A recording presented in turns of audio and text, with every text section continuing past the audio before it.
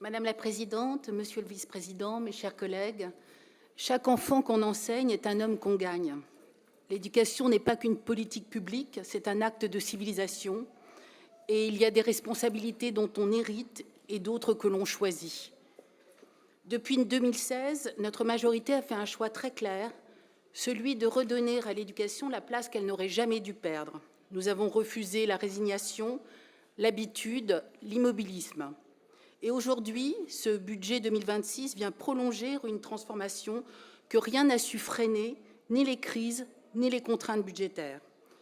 Car ce qui frappe, mes chers collègues, ce n'est pas seulement l'ampleur budgétaire des 1,9 milliard d'euros consacrés au lycée, mais la constance, la fidélité, la rigueur avec lesquelles nous avons, année après année, tenu parole.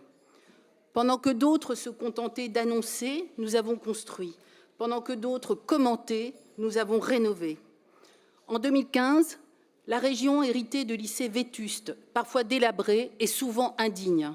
Et comble de l'ironie, un budget voté mais jamais réalisé avec à peine la moitié des crédits réellement utilisés. C'était cela, la méthode de la gauche. Un affichage sans action, un budget sans exécution. À l'aube de nos 10 ans d'action, tout a changé. Les chantiers avancent, les réalisations se multiplient.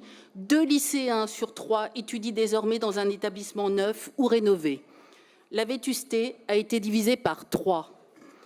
Et soyons extrêmement clairs, ces résultats, nous les obtenons précisément là où la gauche a passé des décennies à parader en expliquant qu'elle défendait les plus fragiles. Résultat, dans les territoires les plus fragiles socialement, les plus pauvres, elle n'a rien fait, rien, c'est leur bilan. De la misère sociale en discours et de la misère scolaire en actes. Les élèves d'Essonne, le fief politique de M. Mélenchon, étudiés dans des bâtiments délabrés, et les lycéens de Seine-Saint-Denis, étouffés dans des établissements indignes d'un pays comme la France. Nous avons rénové le lycée Marcel Cachan, que la commission lycée a pu visiter, comme le lycée Pierre Mendès France à Ris-Orangis en Essonne.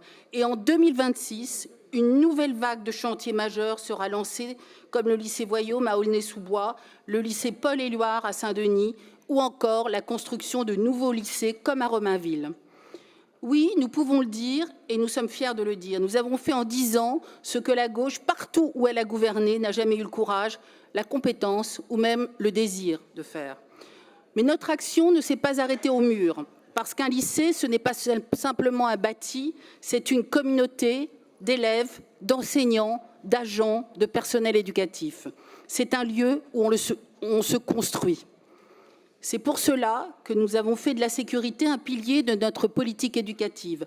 220 millions d'euros investis depuis 2016, des boutons dans l'air dans tous les lycées publics, une vidéoprotection qui couvre désormais quasiment tout le réseau, des brigades régionales de sécurité qui seront doublées en 2028 et plébiscitées par les équipes éducatives. Notre région a aussi engagé une véritable révolution numérique à cette rentrée scolaire. Perl Trees, manuel libre, IA Spirit et en 2026, de nouveaux ordinateurs plus puissants pour tous les élèves de seconde. Nous avons mis fin au gaspillage des licences inutilisées et des manuels jamais ouverts pour donner à chaque jeune le même accès au numérique, permis aux enseignants d'utiliser des outils pédagogiques du XXIe siècle. Et ce, sans jamais remettre en cause la liberté des lycées qui pourront acheter des manuels scolaires via le budget éducatif. Nous avons aussi agi pour le pouvoir d'achat des familles, manuels gratuits, cantines à 50 centimes d'euros, tarifs gelés, ordinateurs offerts, 1 300 € sur la base, 10 000 offres de stage. Tout cela n'est pas anecdotique, c'est concret, c'est utile, c'est profondément social. C'est ce que la gauche, si prompte à donner des leçons, n'a jamais su faire lorsqu'elle en avait la responsabilité. Et parce qu'un lycée doit aussi être un lieu de cohésion et non de fragmentation, nous avons lancé de grands chantiers éducatifs avec plusieurs dispositifs. Le zéro portable en cours, que l'État a lui-même décidé de généraliser à tous les collégiens en reprenant une mesure que la région avait initiée. Mais aussi les tenues communes choisies par les élèves, la lutte contre le harcèlement, la mémoire de la Shoah. Je veux également revenir sur un sujet où l'opposition persiste à entretenir volontairement la confusion, l'enseignement privé sous contrat. À chaque séance, la même rengaine revient, la même suspicion, la même volonté d'opposer le public et le privé, comme si les 100 000 lycéens franciliens scolarisés dans ces établissements valaient moins que les autres. Nous n'avons pas de sous-élèves à la région, comme si les familles modestes qui font ce choix étaient moins légitimes. La réalité est pourtant simple et les faits sont têtus.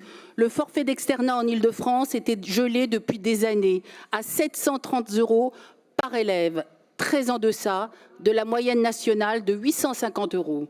Ce décalage, c'est l'opposition elle-même qui a exigé qu'il soit objectivé en commission. Il l'a été.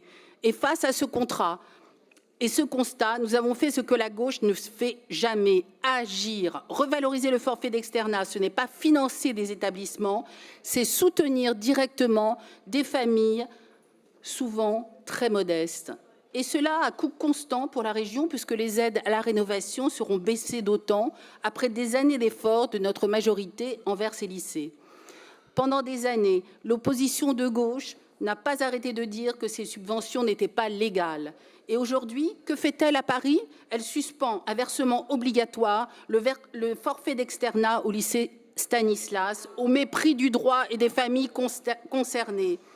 Voilà toute l'hypocrisie d'une gauche qui donne des leçons de morale pour dénoncer des financements quand ils sont facultatifs, mais s'affranchit de la loi quand ils sont obligatoires. À aucun moment, le contrat d'association n'a été remis en question par l'État. La ville est tenue de payer, comme elle l'a déjà fait en catimini en 2024. Et pendant la même commission, rien, pas un mot sur le scandale des animateurs du périscolaire, alors que déjà en 2016, un rapport pointait les dysfonctionnements. Il est plus facile de s'attaquer publiquement au lycée privé plutôt que d'agir sur un scandale qui résulte de 10 années d'inaction.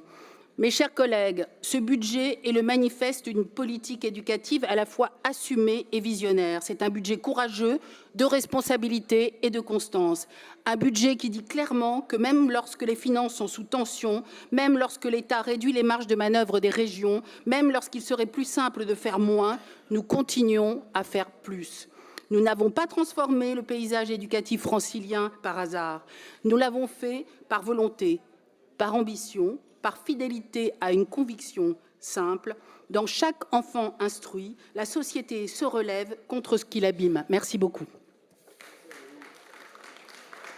Merci beaucoup, Madame Spinner. Pour la France insoumise et apparentée, messieurs Vanier ou Knouch, j'ai 2 noms.